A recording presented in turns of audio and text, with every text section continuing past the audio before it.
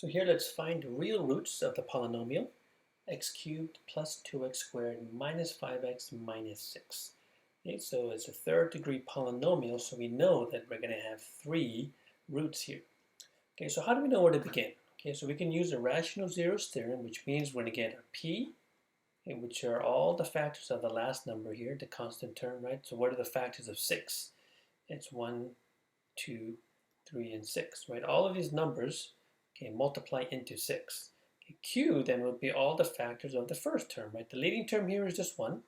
Okay, so now all possible combinations of p over q are just the 1, 2, 3, and 6, right? Remember, this is the possible, right?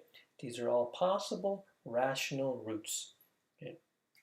So this is a good list to begin with, right? So let's just try plugging them in, right? We want to plug in these values and get a 0, right? That's good. Because if we plug it in and we get a 0, we know that we found one of the solutions, right? So if you plug in 1 in here, notice we get 1 cubed plus 2 times 1 squared minus 5 times 1 minus 6. We get 1 plus 2 minus 5 minus 6, which is equal to negative 8. Okay, so what does that tell us?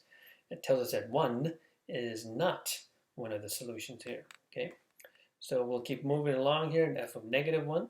Okay, so we get negative 1 cubed plus 2 times negative 1 squared minus 5 times negative 1 minus 6. Notice we get negative 1 plus 2 plus 5 minus 6, okay, which does equal 0. All right, so what does that mean? It means that negative 1 is a solution or a root.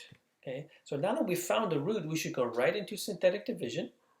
Okay, so we'll use synthetic division. We'll take the coefficients here. We got 1, 2, negative 5, and negative 6. And first thing we always do in synthetic division is bring down the first term, right? Multiply these together, and then add.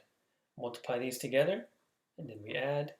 We multiply these together, and then we add. And as we expect, we should get a 0 here for the remainder, right? So these three numbers now represent the coefficients of an x squared polynomial, right? X squared plus x minus 6. And this one we should be able to solve, right? We can solve this by factoring. So we get what? X equals negative 3. We get x equals positive 2. And of course, x equals negative 1. Okay, and these are going to be the three roots of this polynomial.